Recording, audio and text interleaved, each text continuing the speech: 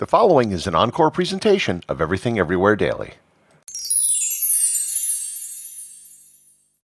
After years of war throughout the continent of Europe, in 1814, Emperor Napoleon Bonaparte abdicated and was exiled to the small island of Elba off the coast of Italy. The European powers thought that they had seen the last of Napoleon. However, they were wrong. He came back, and in a shockingly short period of time, regained control of France and its army. Learn more about Napoleon's 100 Days and the last gasp of the Emperor of the French on this episode of Everything Everywhere Daily.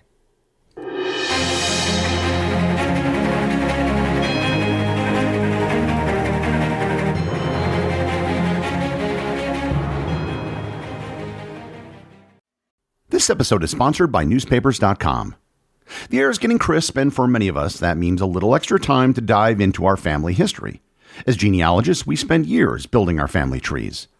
But what if you could do more than just connect the dots? What if you could bring those names on your tree to life? This is where newspapers.com comes in. Imagine reading about your great-grandparents' wedding announcement, finding an article about your ancestors' business, or even seeing a photo of the house where your grandma grew up. Newspapers.com is an invaluable resource for anyone passionate about genealogy, featuring over 29,000 historical newspapers. You can search for your family's names, their hometowns, or important dates, and discover the small personal details that transform a name on a page into a real person with a real story. And with the holidays approaching, a newspapers.com gift subscription is the perfect present for the family historian in your life. It's a gift of discovery, of connection, and of countless untold stories waiting to be found. Just head over to newspapers.com/gift and use promo code EverythingEverywhere to purchase a subscription for someone special. That's newspapers.com/gift. Your favorite genealogist will thank you. This episode is sponsored by Mint Mobile. If you're a regular listener, you know that I spent over a decade traveling all over the world. During my travels, I would often get mobile plans for my phone, and I noticed that almost everywhere in the world had much, much cheaper phone plans than what we had in the United States. That all changed with Mint Mobile. With Mint, you can get monthly plans that start at just $15 a month. That's why I recommend Mint Mobile. All plans come with high-speed data and unlimited talk and text delivered on the nation's largest 5G network. Use your own phone with any Mint Mobile plan and bring your own phone number along with your existing contacts. At Mint Mobile, their favorite word is no. No contracts, no monthly bills, no overages, no hidden fees, and no BS. Ready to say yes to saying no? Make the switch at mintmobile.com/EED. That's mintmobile.com/EED.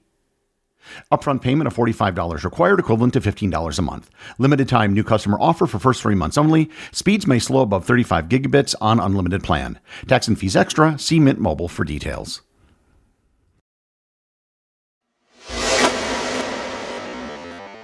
Napoleon Bonaparte came to power in the wake of the French Revolution.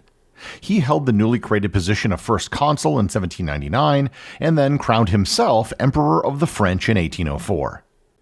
As the leader of France, he led the French army to a series of conquests. He was a brilliant general who was able to beat a coalition of European powers. In addition to his military prowess, he instituted a series of legal reforms that radically reshaped the political landscape of France. However, he eventually overstretched himself. In 1812, he attempted a disastrous invasion of Russia, which devastated the French army. And on April 11, 1814, he abdicated his position as emperor. I'm skipping a whole bunch there, but for the purpose of this episode, he was forced to abdicate under the Treaty of Fontainebleau by members of the Sixth Coalition, which included Prussia, Austria, and Russia. The coalition didn't want Napoleon to abdicate and live in a chateau in France where he could still meddle in French politics. They wanted him gone. They couldn't execute him if they wanted an easy end to the war, so the next best solution was to send him into exile. The location that was chosen for his exile was the island of Elba, which is located between the Italian peninsula and the island of Corsica. It has an area of 224 square kilometers or 86 square miles, and it's about 25% larger than the island of Aruba. Under the terms of his exile, he was given sovereignty over Elba, and he could continue to use the title of emperor, but only as Emperor of Elba. He would be given an annual pension, his family got some minor titles of nobility in Europe, and he was allowed a personal guard of about 1,000 men. Napoleon actually tried to kill himself with poison that he always carried with him, but it had lost its potency and his attempt failed. In his first few months on Elba, he actually tried to apply himself to the island's administration. He devised multiple plans to improve its infrastructure, but was ultimately hamstrung by a lack of funding. Back in France, the monarchy was restored, undoing most of the entire French Revolution. The House of Bourbon was brought back to power when King Louis XVIII, the brother of the beheaded King Louis XVI, was installed as king. Months after Napoleon was sent to Elba, problems began to emerge. His allowance guaranteed under the treaty was cut. His wife and son were not allowed to come to Elba, and rumors were circulating that he was going to be banished to a more remote island in the Atlantic. At the same time, Louis XVIII had quickly become very unpopular in France. Napoleon realized that he had to do something, if only out of self-preservation. Moreover, given Louis XVIII's unpopularity, by March of 1815 there was an opportunity to possibly take back control of France. On February 26th, Napoleon and his followers got on a ship, and on March 1st they landed in southern France, just down the coast from the city of Nice. Here, I need to express just how audacious of a plan this was. He had no real army. He only had a personal guard of about 1,000 soldiers. He had nothing in the way of artillery. If he had to engage in a fight, his military brilliance would not have been able to overcome his lack of weapons and manpower. All he had was his name and his reputation. And with that, he was planning to walk to Paris and just take over the government. He and his entourage began marching north, and they started to accrete a following. Word that Napoleon was back in France sent shockwaves through the country as well as through the power centers of Europe. On March 7th, what I think is one of the most incredible events in history took place just outside the city of Grenoble. When Napoleon started marching with his followers to Paris, Louis sent the 5th Infantry Regiment to stop him. Heavily armed, they met Napoleon on the road outside of Grenoble. This could have been a bloodbath, and the end of Napoleon and his entire attempt at retaking France could have ended right there. But it didn't. What he did was in many ways more brilliant than all the battles he previously won.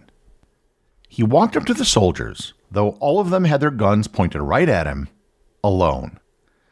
He took off his famous bicorn hat and said, quote, "If there is any man among you who would kill his emperor, here I stand." After a moment of confusion and hesitation amongst the soldiers, there was suddenly a cry of "Vive l'Empereur!" And just like that, Napoleon had himself the 5th Infantry Regiment. On March 14th, Napoleon met General Michel Ney and his 6,000 men. Ney had promised King Louis that he would bring Napoleon back in an iron cage. That didn't happen. Instead, Napoleon sent a courier ahead to deliver a message to Ney. It read, quote, "I shall receive you as I did after the Battle of Moscow."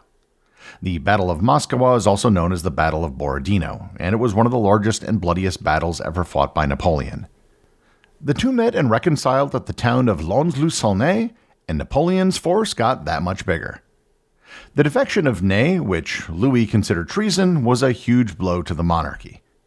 Napoleon defeated everything Louis sent to stop him. And he didn't just defeat the forces sent to stop him, he converted them to his side, making himself more powerful, and he did so without firing a single shot.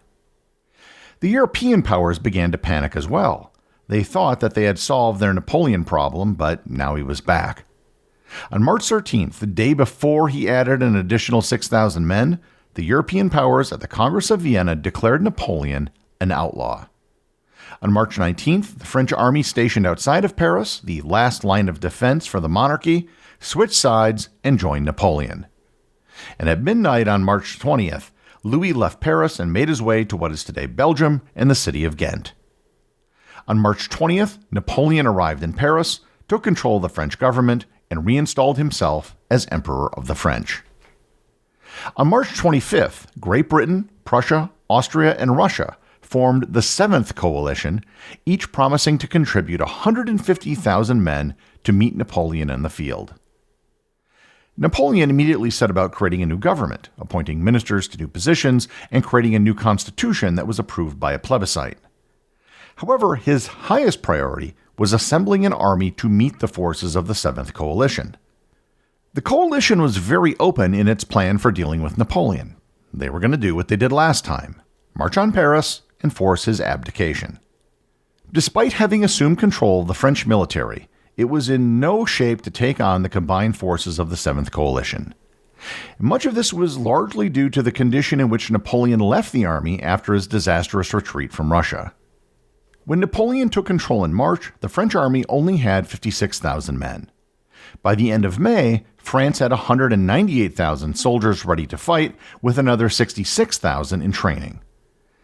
The problem was that these were not the veteran units that Napoleon had previously fought with across Europe. These were almost all fresh units with no combat experience. Moreover, the French constitution did not allow for conscription, so finding volunteers was his only option. He had his units spread out through France in May and early June to prevent any action by internal enemies. However, on June 12th, Napoleon moved his army towards Belgium to engage coalition forces before they could fully assemble. The coalition armies were larger and slower, which gave Napoleon an opportunity. The coalition's plan was to invade France on July 1st. On June 16th, the French forces showed signs of their old self. Two separate French armies fought two different battles on the same day. The forces led by Napoleon defeated the Prussian forces under General Gebhard von Blücher at the Battle of Ligny. In a separate battle, the forces under Marshal Ney fought the united British and Dutch armies under the Duke of Wellington to a draw at the Battle of Quatre Bras. Little did Napoleon know that it was to be the last battle he would ever win. Napoleon now had to act fast. His goal was to take Wellington's British army out of the war before they had a chance to link up with von Blücher's Prussian army. To that end, on June 18th, Napoleon advanced to where the British were encamped, just outside a small Belgian village known as Waterloo. Due to time constraints, I won't describe the battle extensively. I'll leave that to a future episode. Suffice it to say that Napoleon almost won the battle. What turned the course of the battle was the arrival of von Blücher's Prussian army late in the day. Napoleon's famed Imperial Guard broke with the arrival of the Prussians, and the French army collapsed.